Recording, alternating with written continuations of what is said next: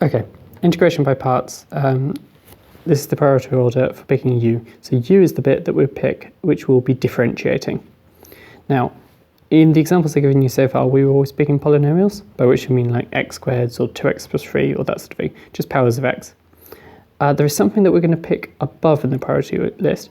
If there's a log x around, we're going to be picking that to differentiate. That's going to be u. So that's our top pick. If there's no log x's around, we're going to pick polynomials. Otherwise, we're going to pick trig and e to the x. It doesn't really matter between these two. Just keep it consistent. So, as a cautionary tale, let's have a look at one with a log x in it. Now, this is a particular trick to it. First off, this doesn't look like an integration by parts because it doesn't look like two things multiplied together. The problem here is it's very easy to say that this is 1 over x plus c. But there's a mistake with this. The problem is log x differentiates to 1 over x, and 1 over x integrates to this. It's the wrong way around. Like to integrate log x, this isn't true. So instead of that, the trick with this is we're going to think of it as a product. We can think of it as the product of 1 times log x.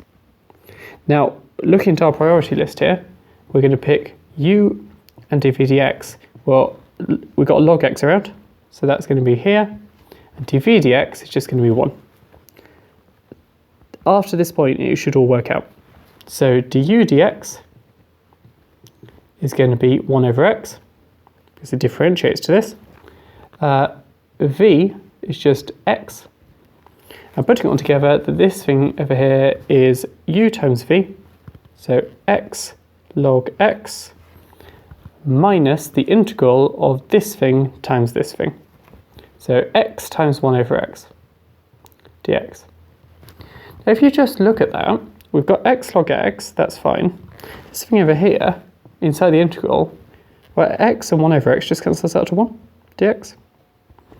So we're going to get x log x minus x plus c. Done.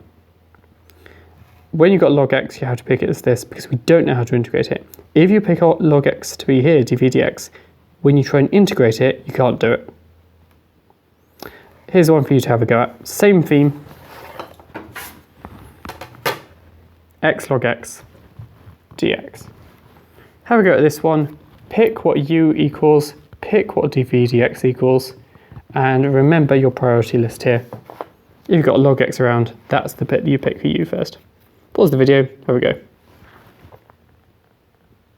Okay, right, so we're going to pick log x to be u, we're going to pick dv dx to be x, du dx is 1 over x, v, integrating this, we get x squared over 2, just a polynomial.